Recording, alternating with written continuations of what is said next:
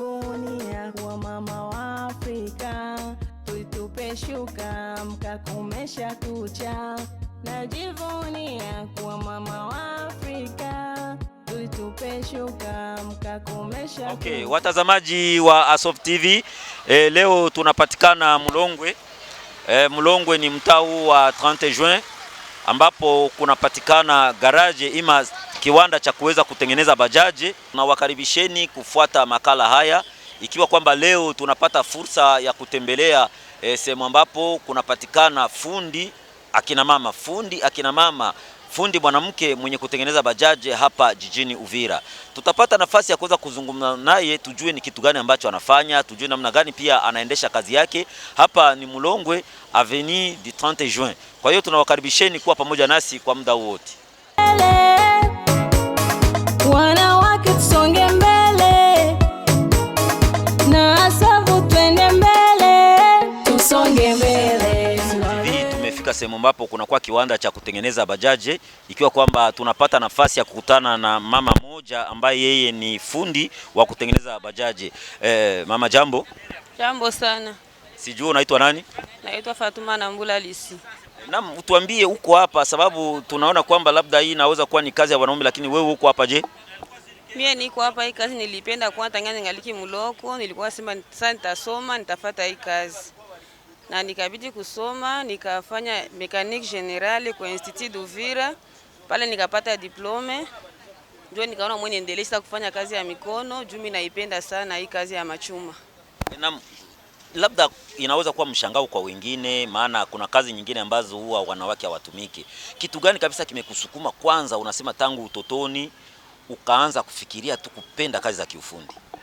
Nilizipenda tu sana tangu utotoni. Sababu wengine wanamke wanaona kufanya kazi za ufundi haitawapendeza, lakini mimi nipendeza ngani ngaliki muloko vile nilichagua, najua kisi mimi naendelea. Na unaweza kutuambia umesoma wapi na umesoma je, ili hali ufikie kiwango hiki cha kuweza kuwa na uwezo wa kutengeneza bajaji? Nilisomea kwa Institut d'Uvira pale Kasenga kusepake. Nikaanzia pale première CO, nikaingia mpaka m3e mécanique générale, nikafika mpaka m6e nikapata diplôme d'état. Sasa franga ya hali ya Kongo nikaona hakuna franga, hakuna moyo ya kuendelesha masomo kwa ngazi za juu, lakini nikaona mwenye tu kazi ya mikono nifanye hii niko nafanya hapa ya mekaniki auto. Na hapa mnatengeneza nini haswa? Tunatengeneza mabajaji, mamoto, tunatengeneza tena na groupe electrogène.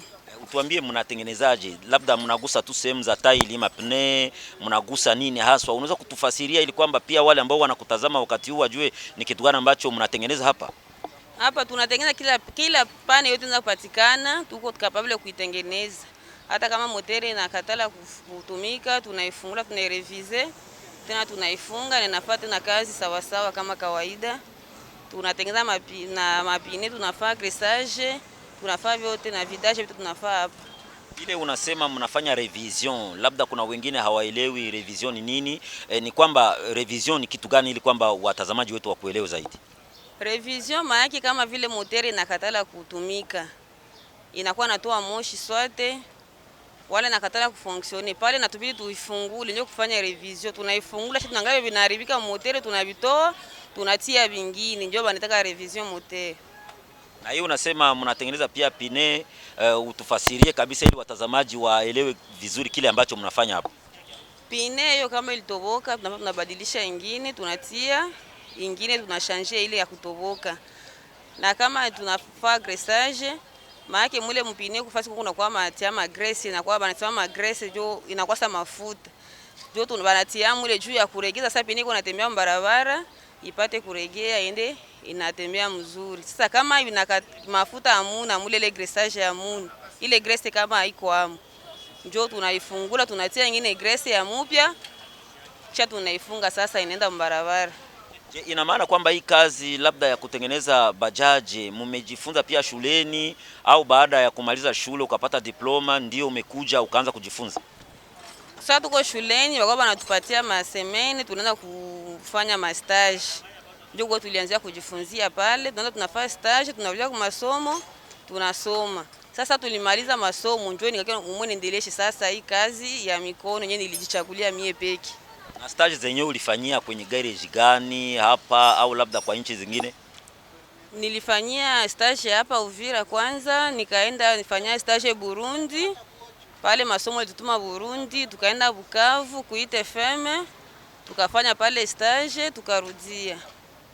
Na unaweza kutuambia nini, wewe unajisikiaje? Sababu baadhi ya wengi kweli wanaona kwamba ni kigeni, wanakuwa wanafikiria mwanamke hawezi kuweza kitu. Wewe kama mwanamke unajifikiriaje? Benye walijitoa. Sasa ule umoya yeye akaona kama ni kushindwa, lakini alisema hali ya makuta kwao njoo ilikosekana. Sasa sisi tulikuwa na ile tu kidogo, nikaendelesha mie peke mekanike na wengine bafi walikuwa mu electricity. Yaani na maana kule mnalipa pesa nyingi tofauti na shule zingine? Pale tunalipa franga za mingi paraporo na wengine wenyewe biko wanasoma. Hapa naona tumekukuta unafungua vitu. Ni kitu gani hasa ambacho unakitengeneza kwa bajaji hii ambayo iko mbele yako? Nilikuwa nafungula hii silindre tushanje au tutie ingine juu inishaharibika. Ile silindre unasema ni nini, kwamba watazamaji labda wakuelewe? Hii silindre ni ya kutia banachaka mafuta. Banachaka mafuta yenyewe itasaidia mule motere na itasaidia hapa kupe frein. Njoo tunatia ingine juu mtu akiingia barabara akuwa nafaa kitapiga frein, anapiga frein vile na inamsaidia juu isikoze maaksida barabara. Na hapa huwa mnatengeneza nini haswa? Ni kuongeza tu mafuta? Naona umefungua vyombo. Je, ni kuongeza tu mafuta au kuna chombo kingine ambacho labda kinaweza kwa kinaharibika na mkakitoa ndani ya ile unaita kwa jina la Kifaransa cylinder? Ndio kuko tutatoa, vinaharibika tutavitoa. Hivi tutaitoa iko ndio yenyewe inaharibika, ndio bado niko naifungula saa hii.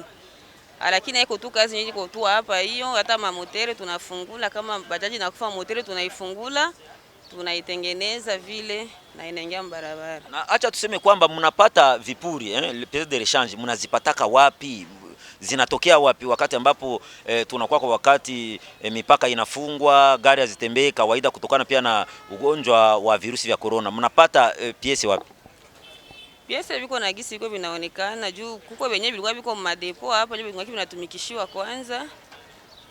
Kikiharibika vile mtu anaenda kuuza pièces mule ma pièces de rechange anatuletea, tunamtilia hapa. Wewe kama mwanamke unazungumza hapo mwanzoni kwamba ungehimiza pia wenzako mabinti wawajongelee kwa kutengeneza vyombo kama hivi. Unaona kwamba wenzako mabinti unapowazungumzia, nyuma yako kuna wengine ambao wamekuja wakaenda kusomea sehemu ambapo ulisomeaka? Ndio wapo tena, wanakuwa wengi, wanakuwa nao wanajihimiza hii kazi. Juu nao sababu wanafaa wananiona wanasema kumbe wanawake nao wanaweza fanya hii kazi. Nawaambia ndio, kila mtu yuko capable ya kufanya kazi kama anajitoa. Njoo nao wanasema sawa, na sisi tutajitoa. Ndio vile wengine biko wanasoma sai kwa masomo kwa nilisomea balishaongezeka. Pamoja na hiyo kabisa, nani mwenye amekufunza kutengeneza hii bajaji? Mwenye amenifunza kutengeneza bajaji ni Metre Kifaru. Hivi iko mwi avenue ya Maki pale chini ya barabara, ndio kwenye iko. Ndio mwamenifunza kutengeneza bajaji na mpaka hivi leo niko hapa kwa Jeremy. Na unaambatanisha vipi kazi ambazo umejifunza hapa na jinsi umejifunza shuleni? Unaviambatanisha vipi? Je, ni kana kwamba vinafanana? Hakuna tofauti ya yale uliona shuleni na yale ambayo unaishi kwa sasa? Hakuna tofauti kabisa. Juu wote tulikuwa tunafundishiwa, ndio tulikuwa tunatumikisha. Vyote tulikuwa tunaviona hapa na ndio vile tulikuwa tunabiendesha kazi kwa salama. Si bajaji mbili naweza tusifire. Hata bajaji za mingi tunatia hapa, tunatengeneza tunakusakusa kwa haraka vile na inatusaidia na si kuingiza makuta ya kuendelesha maisha. Ina maana kwamba nyinyi maombi yenu ni kwamba bajaji zote zinaharibika? Basi tutafanya ndio kazi. Kama haziharibiki maana na sisi tutakula, tutapata kisi ya kuishi. Ndiyo. Sasa utuambie, unasema matatizo gani kabisa yanakukumba hapa wakati unaendesha kazi yako? Je, hakuna vitu labda vinaharibika? Je, hamwahi kuumia na kadhalika?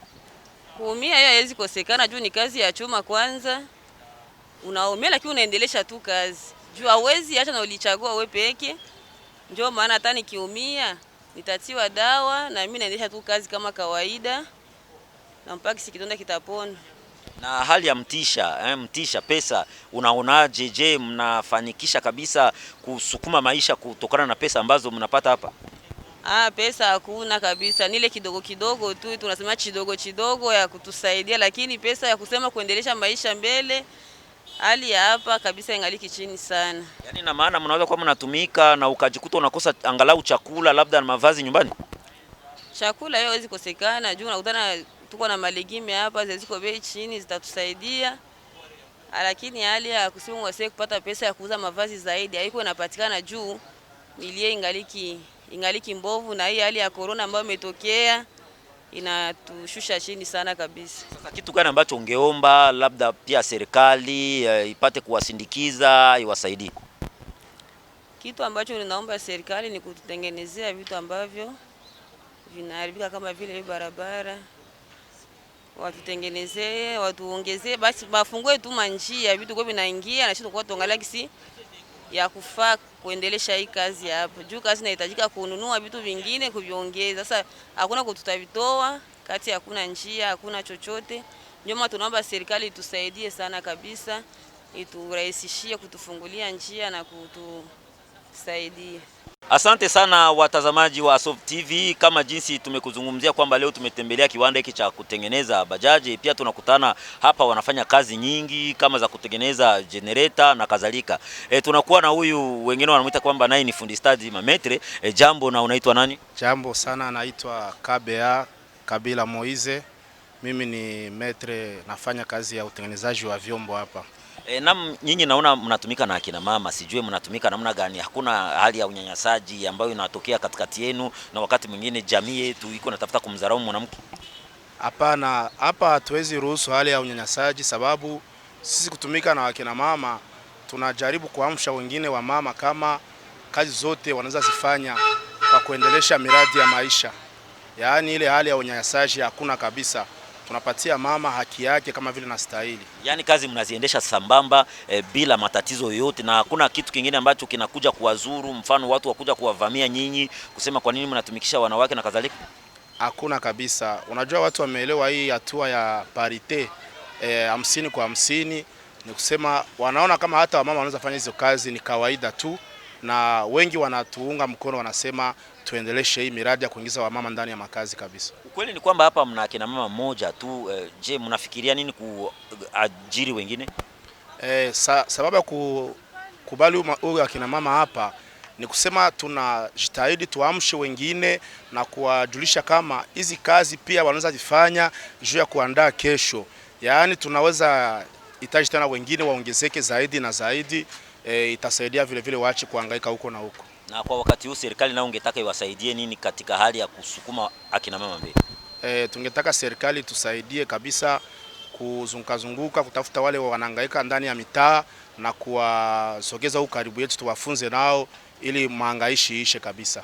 Asante sana watazamaji wa Asof TV. Hapo kabisa ndio tumefikia mwisho wa makala yetu ya leo. Kama jinsi unavyojua, leo tumetembelea hapa Mulongwe ambapo kunakuwa kiwanda hiki cha kutengeneza bajaje, na tumekutana na hawa watu ambao wanafanya kazi hapa, akiwemo mwanamke mmoja ambaye anachapa kazi kweli kweli. Haya, tunawashukuru kwa kutusikiliza na kutufuata vizuri kwenye Asof TV. Jina langu mtayarishaji ni Mazambi Mpenge wa Kulitete. Hadi wakati mwingine, muda mwingine, kwaherini.